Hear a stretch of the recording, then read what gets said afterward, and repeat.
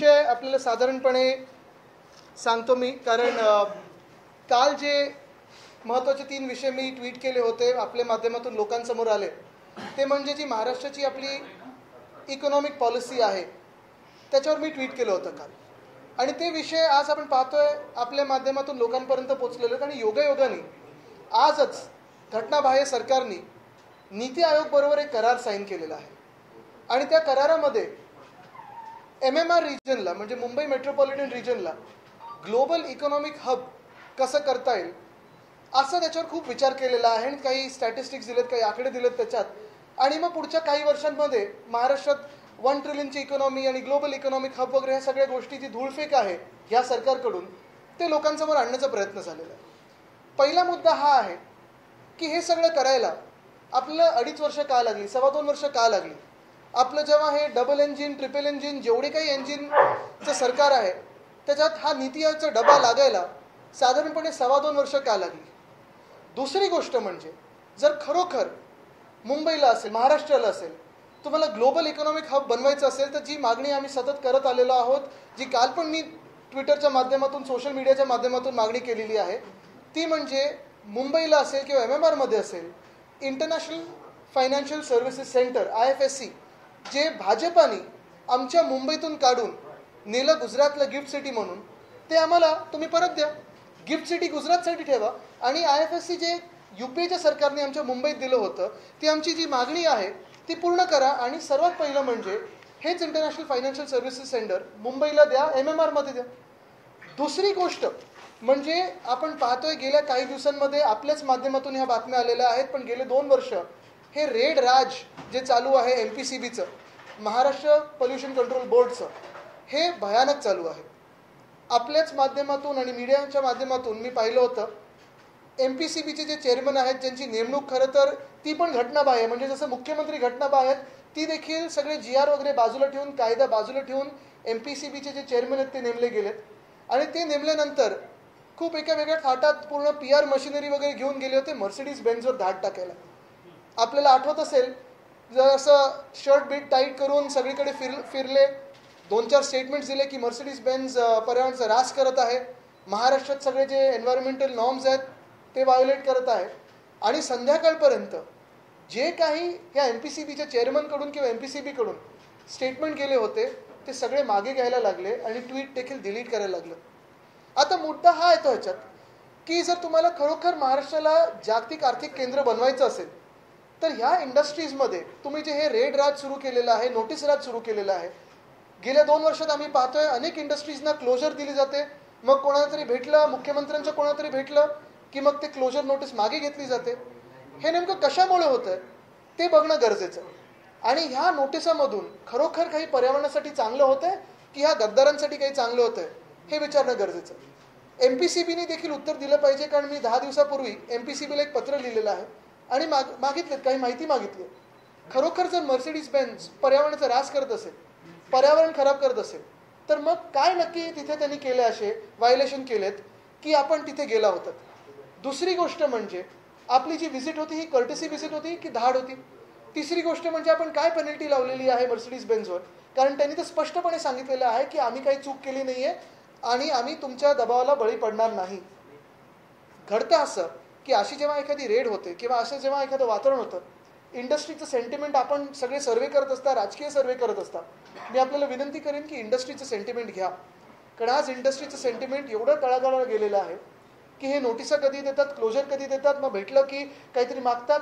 हे सगळं आता मर्सिडीजकडून काय मागितलं याच्यात मी जाणार नाही, पण हे आपण बाहेर काढणं गरजेचं आहे की ही जी रेड होती ही योग्य होती की अयोग्य होती. कारण ज्या कंपन्या आपल्याकडे वर्षानुवर्ष स्थायिक आहेत, आपल्याकडे नोकरी आणि रोजगार निर्माण करतात, त्याच जर कंपन्यांना तुम्ही पळवायला लागलात तर होणार कसं.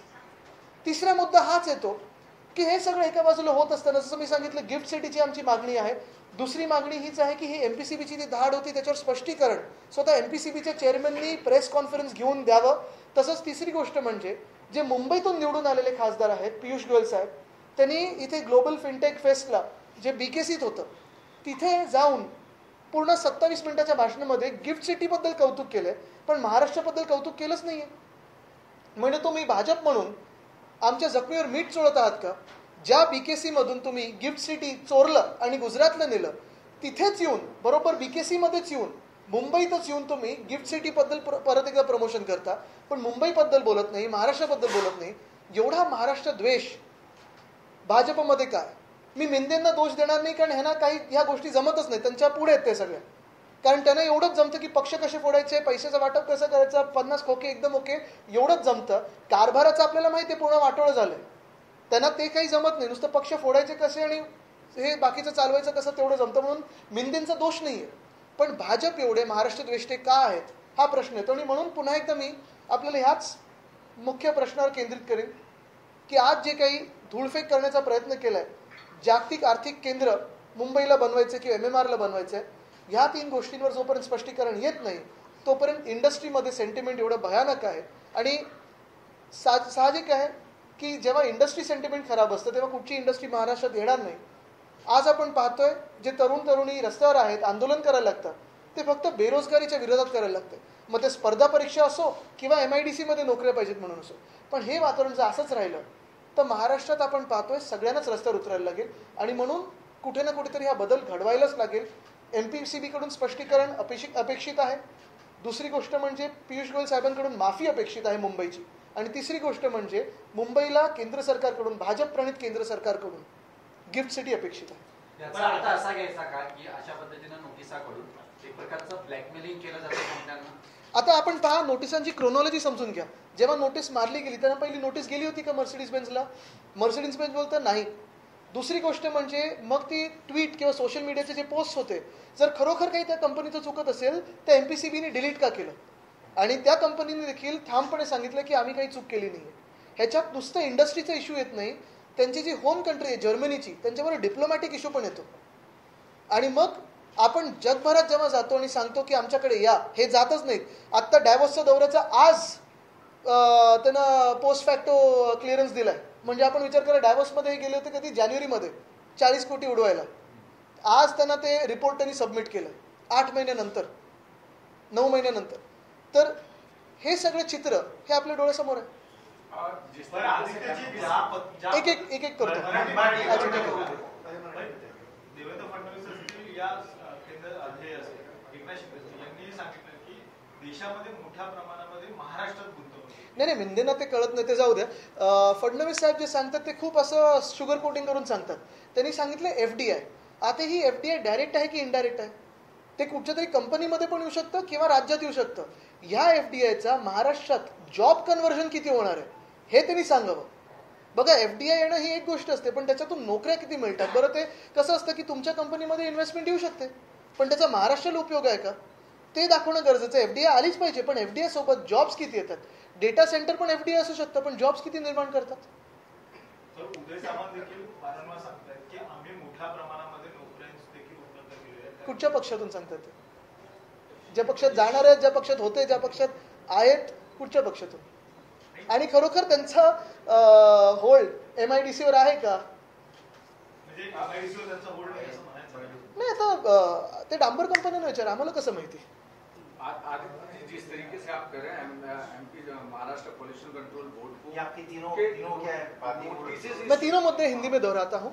आज हमारे जो इलीगल सरकार है, बीजेपी की जो इलीगल सरकार है, उन्होंने एक MOU साइन किया है नीति आयोग से. और उन्होंने एक ही बात की है कि मुंबई MMR में ग्लोबल इकोनॉमिक हब करने की वो कोशिश कर रहे हैं. पहली बात तो ये है कि ये सब करने में 2.5 साल क्यों लगे? जून 2022 से तो उनकी सरकार है, लेकिन आज उन्हें याद आया कि मुंबई को और महाराष्ट्र को उन्हें ग्लोबल इकोनॉमिक हब करना है. और अगर हब करना हो तो 3 हमारी स्पष्ट मांगे हैं.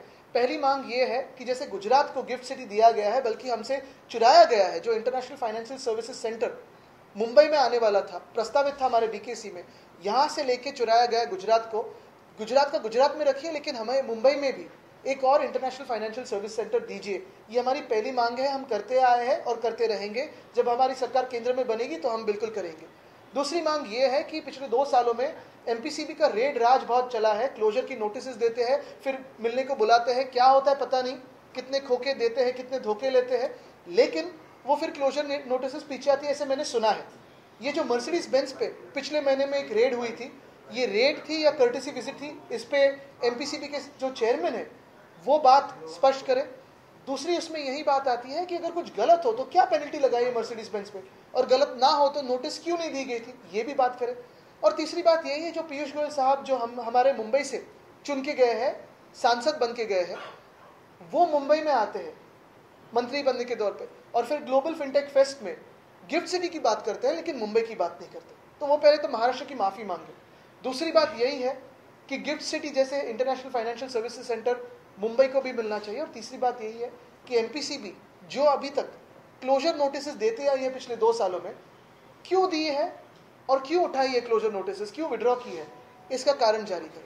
क्या ये हफ्ता उगाही का नया तरीका है कंपनियों के साथ, और किस तरीके ये वो कंपनियों से पूछे, क्योंकि इंडस्ट्री सेंटिमेंट आज इतने नीचे गया है कि किसी को महाराष्ट्र में आना ही। और फिर एक बाजू ये हो रहा है, दूसरी बाजू अगर नीति आयोग मुंबई का विकास करेगा, पिछले 2 सालों में मुंबई में चुनाव नहीं हुए बीएमसी के, ईस्टर्न वाटरफ्रंट जो मुंबई को मिलना चाहिए, बीएमसी को मिलना चाहिए, ईस्टर्न वाटरफ्रंट का विकास अगर केंद्र सरकार करेगी तो मुंबई कर की आवाज कहां सुनाई देगी? क्या ये मुंबई को केंद्र शासित बनाने का कोई एक प्लान तो नहीं है? क्योंकि 2 साल में चुनाव नहीं, कोई लोकल कॉर्पोरेटर नहीं, कोई मेयर नहीं, सारे जो चीजें हैं वो यूडी डिपार्टमेंट संभल रही है। फिर वो कोस्टल रोड के गड्ढे हो या फिर गोखले ब्रिज का स्कैम हो, ये नगर विकास खाता जो बिंदे साहब चलाते हैं उन्हीं के पास जाता है। तो फिर मुंबई केंद्र शासित करने की इनकी कोई चाल है क्या? क्योंकि नीति आयोग का मुंबई में क्या काम है? मुझे मुंबई का सक्सेस स्टोरी की आप अगर अभी तक इतिहास देखें तो मुंबई की सक्सेस स्टोरीज देखें, बीएमसी की सक्सेस स्टोरीज देखें, और पिछले 5-10 सालों में नीति आयोग की कौन सी सक्सेस स्टोरी है बताइए? नीति आयोग एक कंसल्टेंट है, ये कोई मुंबई चला नहीं सकती। ईस्टर्न वाटरफ्रंट का डेवलपमेंट नीति आयोग ना करे, मुंबई करे, मुंबई कर करे। क्या इसी तरीके का क्या एक और चीज जो मुंबई मेट्रो कॉर्पोरेशन अपने पास होते हुए भी दिल्ली रेलवे कॉर्पोरेशन को जो कोलाबा से सिम्स तक चलाने का जो तैयारी चल रही है सरकार की, वो उसी तरीके से हो रही है क्या जैसे आप दूसरी? वो तो तावड़े साहब ने किया था ट्वीट, 24 जुलाई को हमें गिफ्ट मिलने वाली थी, अगस्त निकल गया, सितंबर निकल जा रहा है, क्या होगा उसका आगे? उसी में भी एक स्कैम है जो हम जल्दी लोगों के सामने लाएंगे। आदित्य जी, आज मुंबई और महाराष्ट्र में कई जगह पोस्टर देखने मिल रहे हैं, बीजेपी और वो कह रहे कि पाकिट जनता से पाकिटमारी कर रहे हैं बीजेपी के नाम से, पोस्टर आपने भी देखा होगा। नहीं, मैं तो यही कहना चाहता हूँ कि नीति आयोग का जो ये कोशिश है नीति आयोग के साथ काम करने की, और ईस्टर्न वाटरफ्रंट, मैंने पहले भी मांग करी है कि ईस्टर्न वाटरफ्रंट जो एमबीपीटी के पास लैंड है, बीपीटी के पास लैंड है, वो जमीन बीएमसी को दे दिया जाए, बीएमसी के चुनाव हो, और मुंबई के जो मेयर है वो तय करेंगे कि ईस्टर्न वाटरफ्रंट कैसे डेव्हलप करे, ना की दिल्ली। एक महाराष्ट्राच्या अस्मितेचा प्रश्न आहे, जे संयुक्त महाराष्ट्र स्मृती दालनाची निर्मिती करण्यात आली 2010ला, आज त्याच दालनाची दुर्दशा झालेली आहे, गंज आलेला आहे, अनेक ठिकाणी पाणी गळते, शेवाळ निर्माण झालेले आहे। कसं बघताय, महापालिकेला कुठेतरी हुतात्म्यांच्या बलिदानाचा विसर नाही, झालाय का? मुख्य गोष्ट हीच आहे की आपण पाहतोय महाराष्ट्राचं स्वाभिमान चिरडण्याचा प्रयत्न हे गेले 2 वर्ष सातत्याने भाजप आणि मिंदे करतच आहेत, आणि हेच पुढे नेऊन चाललेले, त्याला घेऊन चाललेत। आदित्यजी, बांगलादेशमध्ये अजानच्या वेळेस जे लाऊडस्पीकरवर आपण पूजापाठ करतो हिंदू धर्मातले, हे बंद करण्याचं मला वाटतं हे सगळं एक बाजूला आहे आणि त्याच्यावर आम्ही बोलत राहू, पण आपल्या देशात काय घडतंय आज? मला वाटतं आज मुंबईमध्ये जे घडत आहे, जे आपण तरुण म्हणून रस्त्यावर आलेलो आहोत, स्पर्धा परीक्षा असेल, मग एमपीएससी साठी असेल किंवा बीएमसी असेल, या गोष्टींवर विचार केला पाहिजे। बाकी तर पापा आहेत ना, ते युक्रेनमध्ये वॉर थांबवतील, बांगलादेशमध्ये जातील, मणिपूरमध्ये जातील, ते सांभाळतील। आज महाराष्ट्रातला तरुण पुण्यामध्ये 3 दिवस आंदोलन करायला लागतं, पावसात आंदोलन करायला लागतं का? तर एमपीएससी त्यांचं ऐकत नाहीये। पोलीस कॉन्स्टेबल भरतीमध्ये 17,500 पदं होती, 17.5 लाख तरुण इथे आले होते मुंबईत, त्याच्यात कोणी बीकॉम होतं, कोणी एलएलबी होतं, कोणी बी फार्मा होतं का? तर आज महाराष्ट्रात नोकऱ्या नाही आहेत। आज आपण पाहतो एका बाजूला हे होत असताना दुसऱ्या बाजूला शेतकरी आत्महत्या वाढत चालल्यात, अजूनही मदतीचा हात कुठे गेलाय? मराठवाड्यात असेल, विदर्भात असेल। शेतकऱ्यांचा विषय काढला तुम्ही, आज काँग्रेसचे जे खासदार आहेत भंडारा गोंदियाचे, ते बोनेटवर बसून पाहणी करतात, कसं बघतं या सगळ्याच्या? मी ती बातमी पाहिली नाहीये, पण कमीत कमी पाहणी तरी करतात, दुसरे कोण गेले तिथे? बोनेटवर बसून स्टंटबाजी करत नाही, हे मला मी बातमी पाहिली चुकीचं असू शकतं, आणि म्हणून मी सांगतोय, मी जेव्हा पाहायला गेलो होतो, पाहणी करायला गेलो होतो, आम्ही बांधावर गेलो, आम्ही शेतात उतरलो, आणि तेव्हा आम्ही पाहिलं की आज शेतकऱ्याला मदतीची गरज आहे। मुख्यमंत्र्यांनी आता असंच म्हटलं की आम्हाला $1 ट्रिलियन लक्ष्य गाठायचं आहे, आणि तेवढं पोटेन्शियल हे एकट्या एमएमआर रिजन मध्ये आहे। त्यांना शून्य किती येतात विचार। एक मिनिट हे करू इथे। एक प्रश्न असा आता, लाडकी बहीण योजनेचा सगळीकडे बोलबाला होतोय, आता सध्या 1,500 रुपये दरमहा महिलांना मिळतो, मात्र संजय राऊत म्हणतात की आमचं सरकार 2 महिन्यानंतर देणार आहे। 3,000 रुपये दरमहा आम्ही वाढीव नक्की देऊ. महाराष्ट्रावरती अनेक लाखांचं कर्ज सुद्धा आणि अशा परिस्थितीमध्ये तुम्हाला सांगतो कर्जच आपण मोजायला लागलो तर ते कर्ज कोणामुळे आहे? तर जे कॉन्ट्रॅक्टर मंत्री सीएम आहेत त्यांचे सगळे जे कॉन्ट्रॅक्टर मित्र आहेत त्यांना जो वाटप केलं त्यांच्यामुळे. तुम्ही प्रत्येक प्रोजेक्ट नगरविकास खात्याचं बघा, एस्केलेशन आहेच. एखाद्या छोट्याशा ब्रिजमध्ये पण एस्केलेशन येतं, फुटपाथमध्ये पण एस्केलेशन येतं. जे काही घटनाबाह्य मुख्यमंत्र्यांच्या नजरेत येतं तिथे एस्केलेशन येतं. म्हणजे टेंडर किती करायचं? त्यांचं आईस्क्रीम पण आवडतं, टेंडर कोकोनटचं असतं कारण त्याच्यात टेंडर येतं. मुद्दा असा येतो की आज हे जर कॉन्ट्रॅक्टरवर जी उधळपट्टी चालली ती जर थांबवली तर लाडकी बहीण हे वाढीव देऊ शकू आणि आम्ही जो शक्ती कायदा पारित केला होता तो देखील आणणं गरजेचं पुन्हा एकदा.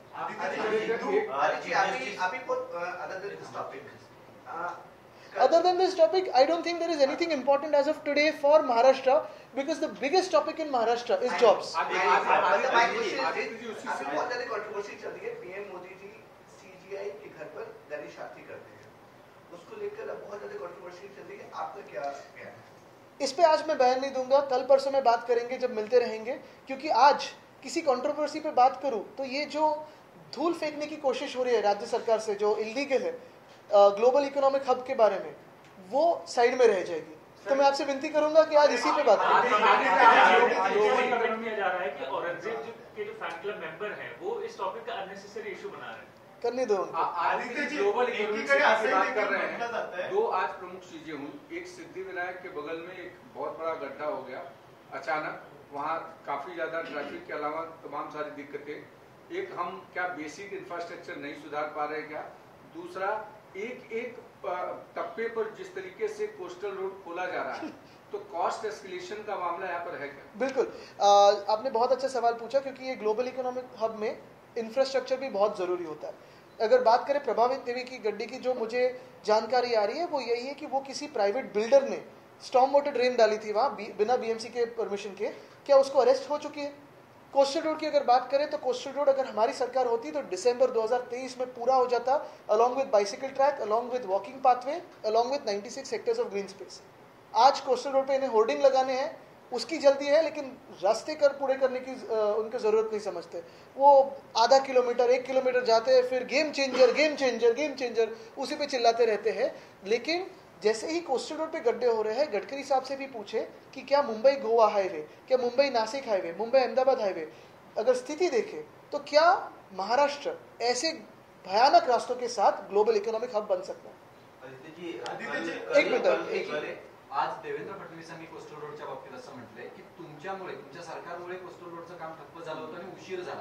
तुम्ही म्हणताय की आम्ही 2023 आता मध्ये कंप्लीट केलं असतं. याला जोडून ते असे त्यांची विश्वासार्हता महाराष्ट्रात काय राहिली आहे ह्याचं आपण पोल घ्यावा. पण ते असंही म्हणतात की 25 वर्षापासून खरं तर ह्या कोस्टल रोड बनवण्यासाठी वारंवार चर्चा होत होत्या. आपण काँग्रेसचं केंद्र आणि राज्यात दोन्हीकडे सत्ता होती तरी देखील हे दोन कोस्टल रोडचं तुम्हाला उदाहरण देतो. एक साऊथ बाउंड कोस्टल रोड जे 2014 पासून आम्ही सतत पाठपुरावा करत होतो. त्याच्यात माझे ट्विट्स पण आहेत, तुम्ही पहा. त्या ट्विट्समध्ये जावडेकर साहेब पर्यावरण मंत्री असताना, केंद्रीय पर्यावरण मंत्री असताना आम्ही 2 किंवा 3 वेळा जाऊन भेटलो होतो. डिले तिथून परवानगीसाठी झाला. 17 मध्ये जेव्हा आम्ही काम चालू केलं 23 पर्यंत पूर्ण झालं असतं. आपण माझ्यासोबत यायचं, प्रत्येक महिन्यात आपण जाऊन पाहणी करायचो, प्रत्येक आठवड्यात आपण अपडेट घ्यायचो. नॉर्थ बाउंड कोस्टल रोड जो आहे, जो कांदिवली वसई विरारपर्यंत जातो, तो कोस्टल रोड होता मिंदेनकडे. गेले 10 वर्ष त्यांच्याकडे MSRDC खात्यामध्ये आहे. त्याचं एक तरी गर्डर लागले का बघा, पण एस्केलेशन किती झाले बघा. एक सवाल और कि आप लोगों के ऊपर लगातार इस तरीके से हास्यास्पद है, हे इमेच्योर. जेपीसी के पास वक्फ अमेंडमेंट बिल पेंडिंग पड़ा हुआ है. देश भर से कई मुस्लिम संगठन और कई सारी पॉलिटिकल पार्टीज भी QR कोड जारी कर रही है और अपनी सजेशन ऑब्जेक्शन उस पर भेज रही है. इसको आप कैसे देखते हैं? जेपीसी के पास पार्टी की क्या भूमिका? बहुत सारे सजेशंस आ सकते हैं, लेकिन सबसे अहम बात है जैसे ही वक्फ बोर्ड की जमीन लेने की कोशिश करे, आप मुंबा देवी मंदिर के पीछे जाके देखिए, वहां भी भाजपा उनकी जमीन भी लेने की कोशिश कर रही है. तो भाजपा लूटने में ना हिंदू देखती है ना मुसलमान देखती है, सभी को लूटने की कोशिश करती है. ना हिंदू मुस्लिम सिख ईसाई, सभी को लूटने की कोशिश कर रही है. मैं वापस आपको अहम मुद्दे पे लाऊंगा कि जो हमारी मांगे हैं, 3 मांगे हैं. पहली मांग है कि मुंबई को गिफ्ट सिटी जैसे इंटरनेशनल फाइनेंशियल सर्विसेज सेंटर दिए जाए. दूसरी मांग है MPCB के चेयरमैन खुद आके बयान दे, क्लैरिफिकेशन दे कि जो मर्सिडीज बेंज पे रेड थी वो रेड थी या कर्टसी विजिट थी और क्या पेनल्टी लगाई. और तीसरी बात यही है कि पीयूष गोयल साहब जिन्होंने मुंबई से चुन के सांसद बने हैं, वो मुंबई में आके गिफ्ट सिटी को प्रमोट करते हैं, मुंबई को क्यों नहीं प्रमोट किया, इस पे वो बयान देते हैं। धन्यवाद।